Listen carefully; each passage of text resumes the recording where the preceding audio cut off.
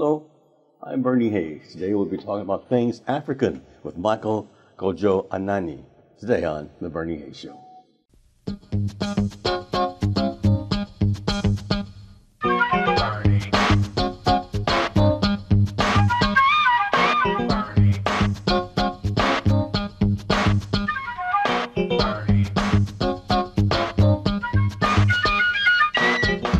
And welcome back. I'm Bernie Hayes. My guest is Michael Kojo Anani. Mr. Anani, how are you? Doing good. It's been a long time since you've been here, about a year, hasn't it? Yeah, last year we met before the Juneteenth. So Right, yeah, right. Yeah, African okay. Day, we met before African Day and all these things. So yeah, And you're the president and founder of the African Diaspora Council. yes, I am. Tell us about that. African Diaspora Council is an organization that is striving to bring all of us together as one diaspora community, African diaspora community, to reorganize our community as a one black community, so that we can focus on our collective problems. You said that last time you were here. Any progress? Has that been happening? Yeah, we're doing a very good progress because we have a support from different organizations. We're working with immigrant organizations, African American, and not only in St. Louis, but across the board. Okay. Yeah. So much to talk about. I mean, the last time you were here, we were preparing for African Council Day, the African Diaspora Council Day, 10th anniversary reunion. Now, where are you located? Our location is on 1425 Ferguson Avenue, Pagedale, St. Louis, Missouri. The zip is 63133. Okay. Is that open to the public? Is it open to the public? Can Yes, anyone it's come a in? public. It's a community center. So it's our first African cultural center in the world. We have 8.2 acres on that location to build the first African cultural center in the world, to educate the world who we are, who is a black people, and what we are made of. So what's the main difference, in your opinion, from you being from our motherland to the African American here in the United States? What are the main differences, good and bad? Well, the good side is to tell the story. First of all, we are very honored and thankful that African American paved the way for us to be here. And our coming here is to join hand in hand to tackle the problem that is facing the black community in general, to add to you so that what you were doing in the past as a civil rights movement, we are here to support. But when people come here, it's like a misunderstanding. And there's a little cultural shock, so they don't join hand in hand really. But I think it's time right now we are matured, and I think we are preparing that platform so that we come together and have that conversation as a one community center or at home, so that we see where the problem is, and we start trusting ourselves and put our pennies together to promote a development in our community. That's what we're trying to do. Make things better for everybody. Yes, correct. Okay. Now, you have an accent, deep African accent. To look at you, you may be my cousin or my brother, or my uncle, but when you open your mouth, when you speak, that's when the difference comes out. That's correct. How are you accepted here in America? Yeah, this case is all about the United States. We are, even though in U.S., 50 states, if you go to New York accent is different from if you go to the other states. Yeah. So coming from the motherland, we were colonized by different European countries. Sure. My country was colonized by first Germany, and then taken over by French, and so. What is your country? What country is that? My country is Togo, West Africa. Yeah, okay, Togo, West yeah. Africa. Okay. So going through all that, speaking different languages, speaking my African language as well, and learning French, Germany, and then English today. Wow. It's a lot of things that I need to translate in my head faster to make sure that I understand clearly if the question comes from English-speaking countries or French-speaking countries. So that's where my accent comes in because of many languages that we speak. Sure. So it's based on the mother tongue. So that's where we, if you see somebody from Senegal right now, the way he speaks is different from what my expression right now. So we all come from Nigeria, Nigerians and the Ghanaians and all kinds. Yeah. Okay. So, You know, it's interesting because I wish I could speak all those languages that you speak. I really do. You know. we are blessed. Yeah. Yeah. There's so much talk about. Now we talked to Jim Gates this morning. Yes. My dear friend Jim and I've been friends for. We worked together for Yeah. 57 years already. Wow. You know, and 58 years now. And, Wow. So Congratulations. I understand that the African Diaspora Council, I got to say that right, Diaspora Council, Correct. wants to honor Jim because of what he did for hip hop. You know, Yes. for Jim and Sylvia Robinson. Yeah. The Sugar Hill Gang. We think Rapper's Delight. Yeah, Rapper's Delight. Yeah. We think that Jim and that generation and all of you did a very good work, and the focus was family. Whatever we do to bring the family together, to bring the community together, is what you are doing. And today we put our foot in those shoes. So to celebrate, to honor Jim for that song, the first where the root of the Rapper's Delight. So now that it's time to tell the true story, and true history, where that is coming from. So this year we plan to honor Jim and give him an award of 45 years anniversary. That's wonderful. To recognize him like he made a good step, and before we step in his shoe, we just want to give him that award the day before and bless us to continue the journey as you guys started. That's great. But Jim and EDB, they received an honor recently for doing the same thing that you're doing for them, and they really certainly deserve it. When Rapper's Delight came out, I wasn't in radio. See, I left the radio station to go on to MCA Records. And when I heard Rapper's Delight, I know Joe Robinson and Sylvia Robinson. I knew them very well. Okay. You know, but when I heard Rapper's Delight, I wasn't impressed because that is what we did on the radio. I'm thinking of someone just imitating us as disc jockeys, and became Rapper's Delight. And so we used to do the rhyming, the whole bit. That what you hear in Rapper's Delight is what we did on the air at the time. But it's but it caught on, and man, it didn't stop. I mean, it became a movement. Yeah, right. Entire movement. Yeah. And so, it's a good movement. Yes, sir. That's the wonderful thing about it. Yeah. And so we spoke to Jim this morning, and Jim decided he will come on whenever we want to do the honor. Yeah, that'd be wonderful. There's so many things we want to do. What is Africa Day? Africa Day is May 25th, every year, May 25th. Africa Day is just compared to other days here is like a Juneteenth. Okay. What was going on, the reason why they decide Africa Day is it was proclaimed at the African Union to bring all of them together, to bring all the nations together to celebrate the liberation of when African countries become independent. Wonderful. So they all didn't come independent at the same time, but this is the thing that gets collectively to be as one. Yeah, they have different days, Independence Day, sure, but they find one day to celebrate the continent. That's wonderful. That's so great. It's like when they're doing that, it's the same way that we come together as a Juneteenth history. Juneteenth history is similar to African Day history. Wow, wow. Okay, guest is Michael Kanjo Anani, and we talk about the African Diaspora Council, and we'll be right back after these words from the New Light Evangelistic Center.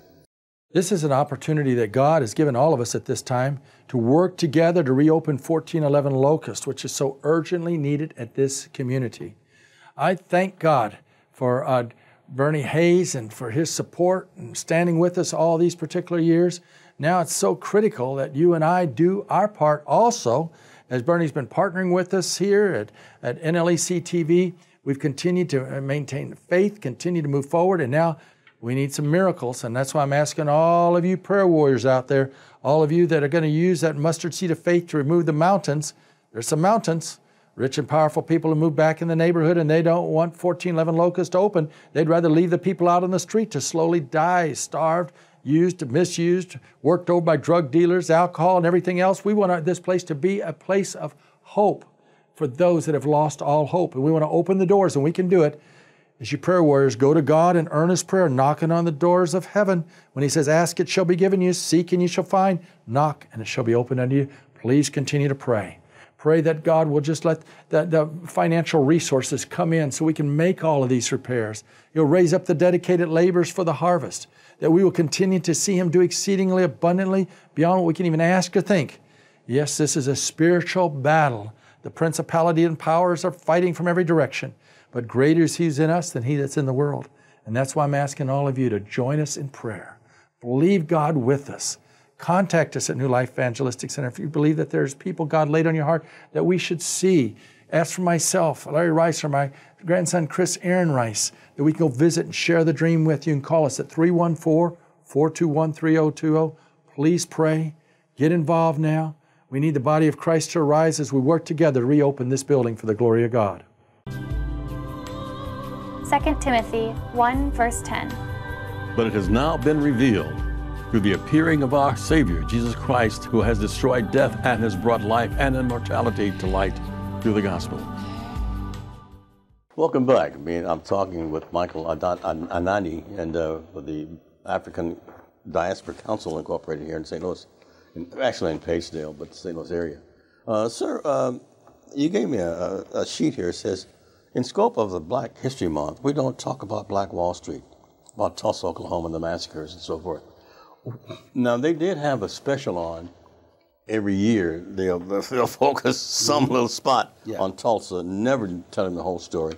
But now I saw some of the families who were descendants of those who, in fact, 1 or 2 people are still alive. But why don't we talk about Black Wall Street? The history, since I spent like 3 decades in the United States, I never really listened to the Black Wall Street. I heard the name, but to speak about it. Mm-hmm. And finally, when we started hearing about the Black Wall Street, we saw the Tulsa massacre. And after then, we think that people were scared, they were intimidated, they don't want to come together no more to do what they were doing for the community in the past. Yeah, they were really making strides. I mean, giant steps at the time. Yeah. So today, African Diaspora Council designed a platform, similar platform, to bring all of us together as a people to talk about that history, put our pennies together, create our own financial institution, and then to support our community investment, our businesses, and other development in our community. That's a Black Wall Street. Because Black Wall Street, without financial institution, then the money is coming from outside. We need to have our own financial institution to put our pennies together and reinvest that pennies through our businesses and to clean up our areas. So through that, we are blessed to have a relationship with the federal government, and we are going to charter soon to have our charter for African Diaspora Federal Credit Union.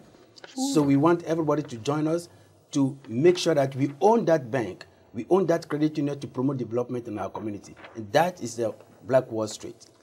How can we reach you? How can we help you and support you? Well, if you go to the website www.africandiasporacouncil.org, and you get all the information. Say it a little bit slower, please. Okay. You go to the website www.africandiasporacouncil.org. Okay. Is there a phone number they can reach you? The phone number is 1-855-ADC-0007. Again, is 1-855-332-0007. Okay, 232-0007. Yes. 855-232-0007. Yes. That's great. So, can everybody join? Can everybody participate in this venture, this Black Wall Street venture for the African Diaspora Council? That's a great question. The idea of bringing us together to put our pennies together to create our financial institution is what is driving the organization right now. Mm-hmm. And different countries, associations here in the United States from African continent. They are joining it. African American, everybody's there. We have like over 2,000 members just for that credit union members right now. Even though we are not yet open, but that's how excited people are. And they see that the history tells us that we need our own stuff to understand how to promote, how to develop our own community.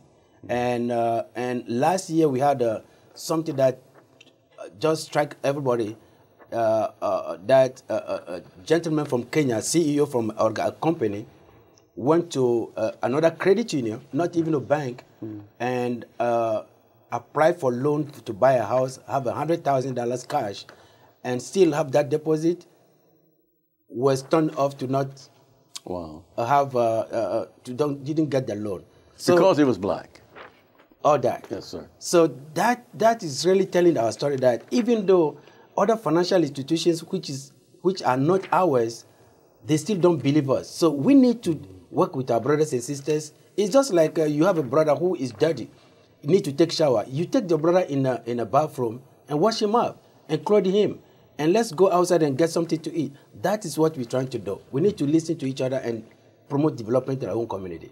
Is there a timeline? Is there a target date for this? Right now, we this year, I can't say specific timeline to get the charter, but this year, by the second quarter of this year, we're positive that we're going to have the charter. Yeah. This is wonderful. And when one make a deposit, they become a member of that credit union. Is that correct? Then that make it easier for people to get loans, home improvement loans, and start businesses and so forth. Right away. Is that your dream? That's the dream. Make sure that we study our businesses, black businesses, see where they fall short, and we help them to clean up, invest in the area that they need the most. But the main thing that we do, we want everybody to be a shareholder of this credit union. Okay.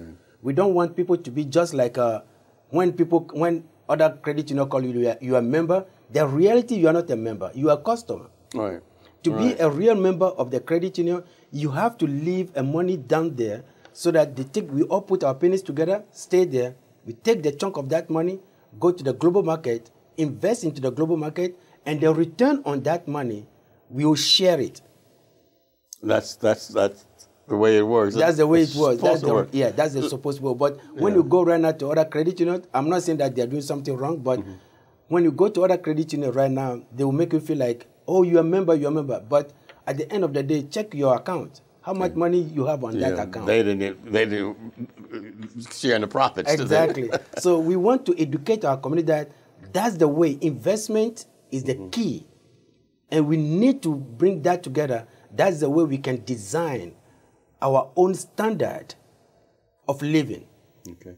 Let me say this too. It's going to be, well, I have about 2 minutes left in the segment. But is this strictly for people of color, or will the Caucasian, will the white persons come in and invest in there and maybe even try to take it over? Well, everybody is a part of it. We don't exclude nobody. But the way we define African diaspora is African American, anyone with African heritage, even though we go beyond and say Friends of Africa. Friends of Africa mean the good people. Yes. Who want to be a part of this movement so that we can promote development in our community. Everybody is a part of that. So that's the movement that we... Okay. Once again, let us know how to reach you and when, what hours. Yeah, you can go to our website, www.africandiasporacouncil.org, or you can call 1-855-ADC 0007. Again, 1-855-232-0007. What hours are you open and operate? We operate from Monday through Friday. Saturday and Sundays we still open because we are still moving forward. So Saturday and Sundays we go to the office on appointment. This is wonderful. The African Diaspora Council Incorporated. I want to come back and ask you why it was formed in a few minutes. but the president and founder, Michael Kojo Anani, is my guest. And we're going to take a short break here and listen to some news from the New Life Evangelistic Center, and thank you for supporting us. We'll be right back with Mr. Anani after this. As we feel the darkness pressing in upon us, both personal needs and needs in the world, society as a whole, it's easy for us to get depressed. And when we're depressed and negative and feeling hopeless, we're not going to be able to help anyone. That's why I daily have to draw strength from the Word of God. That's why I have to go on walks in the midst of the wonders of God's works. And that's why I have to be able to see something that's worked for many, many years in my life, is that Jesus Christ is the same yesterday, today, and forever, that He's with us always, even to the end of the world, and that we can be a light, letting His love and power flow in us and through us in a cold, dark world. There are people hurting out there. There's people that are crying out to God at this particular moment in the midst of their desperation. Can we be led by the Holy Spirit to them?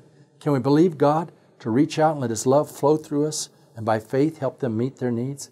That's the challenges that the Lord gives us in His Word. Experience the joy of really helping somebody else and letting the light and love of Christ shine in you and through you. One of the most significant events in Tulsa's history was a race riot that occurred in Tulsa, Oklahoma in 1921, following World War I. Tulsa boasted one of the most affluent African-American communities in the country, known as the Greenwood District, but surrounded by residentials known as the Black Wall Street. On the morning of May 30th, 1921, a young black man named Dick Rowland was riding in the elevator with a woman named Sarah Page. The Tulsa police arrested Rowland the following day. Over 6,000 people who were held in the convention hall in the fairgrounds, some as long as 8 days. In the early morning hours of June 21st, Black Tulsa was looted and burned by white rioters.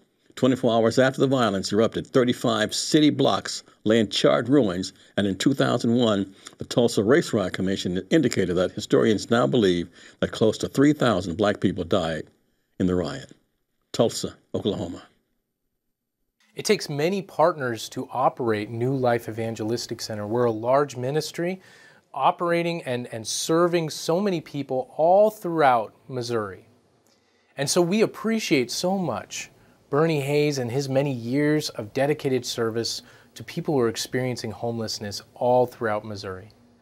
But we need people like you to partner with Bernie Hayes and with New Life Evangelistic Center to make a real impact in the lives of people who are hurting now. In a very practical way, you are being the hands and feet of Christ in the streets of St. Louis and Springfield, Missouri, and beyond. So I want to thank everyone who is partnering with New Life Evangelistic Center. I want to challenge you to get involved today for the glory of God and the good of others in our community. Thank you so much, and God bless those who are making a big impact on the lives of hurting people. And welcome back. My guest is the president and founder of the African Diaspora Council, Mr. Michael Kojo Anani. It's the middle name that's starting with Kojo. Kojo, okay. And you know, we have a flyer here, and it talks about your mission. It says the African Diaspora Council empowers marginalized communities of African descent to prosper. And so much here, our vision, our values, our programs, our projects. Talk a little bit about this brochure. Yeah, if you look at our brochure, it tells who we are, our vision, what we want to do for the community, how we want to bring ourselves together, and then and how we want to focus on our vision. And this is 18 years, we're talking about the same thing over and over and over. Finally, we're achieving the goal right now with the help of everybody. And people start understanding that it's important that we come together, put our pennies together, and to clean up ourselves. Africa Day of last year, how did it turn out?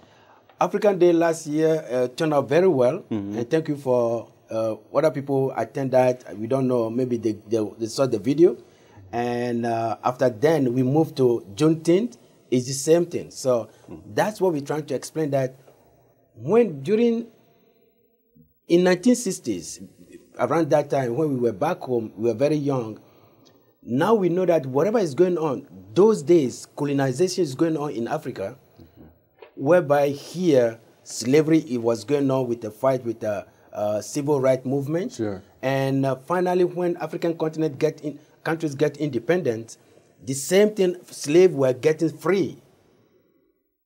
So that's the history that we need to, and all that is affecting black people. So it's a story that we need to come back and tell the story in one community center. And that means if we understand each other, then we'll put a plan together to start trusting each other. We don't hate each other. We need to talk about that, bring ourselves together, and then trusting each other, and then finally we can start doing things together, like promoting development in our community, putting our money together, trusting that if I give you $10, what we discuss, you're going to put that $10 in what we discussed together. And that's the way we're supposed to go back. And doing that, we can pave a new way for the next generation to come. Although we're all from different tribes, different sections, different places, we're all the same, aren't we? Regardless where we're coming from, we are black people. Yeah. And we still have the same problems. The same problem. And if you go to you go to the continent, what problem they have right now? The poverty. We don't know how it is, but it was designed. And when you come to North America, we are there. South America, we are still there. If you go to Asia, black people are there. We have African diaspora in Asia. We have African diaspora in Europe. So we are a world population. And luckily, again, we are cradle of civilization. Will the African Diaspora Council be communicating with our brothers and sisters on the continent? Yes. The same thing that we're doing here, we have the same conversation back in the continent.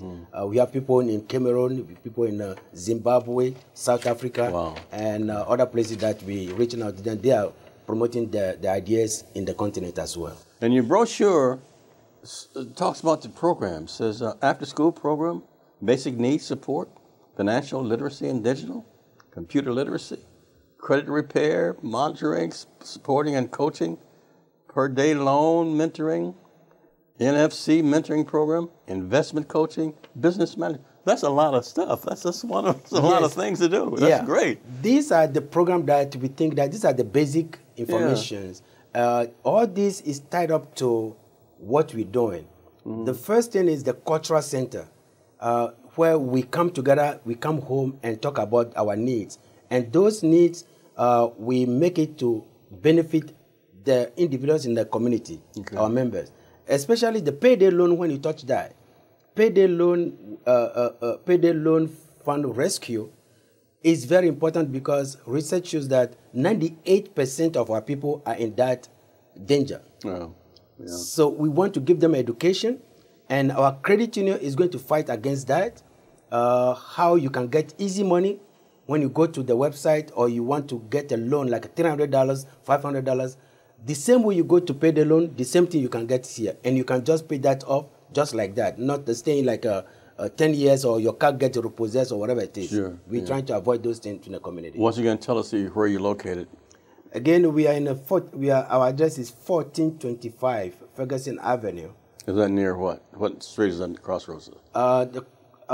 St. Charles Rock Road. St. Charles Rock Road. And Page Boulevard. Page. Between Page and St. Charles. Rock Road. So we are there right now. Rock Road. That's wonderful. What's the address? 1425 Ferguson Avenue, St. Louis, Missouri.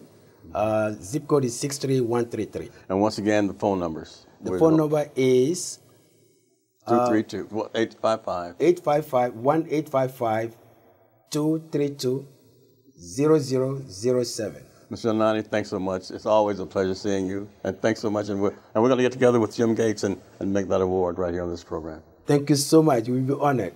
It's always a pleasure, sir. Thank you. And thanks each and every one of you for supporting the New Life Evangelistic Center. Reverend Larry Rice has been here for more than 52 years supporting those in need. I'm Bernie Hayes. Have a great day. Until next time, take care of yourselves.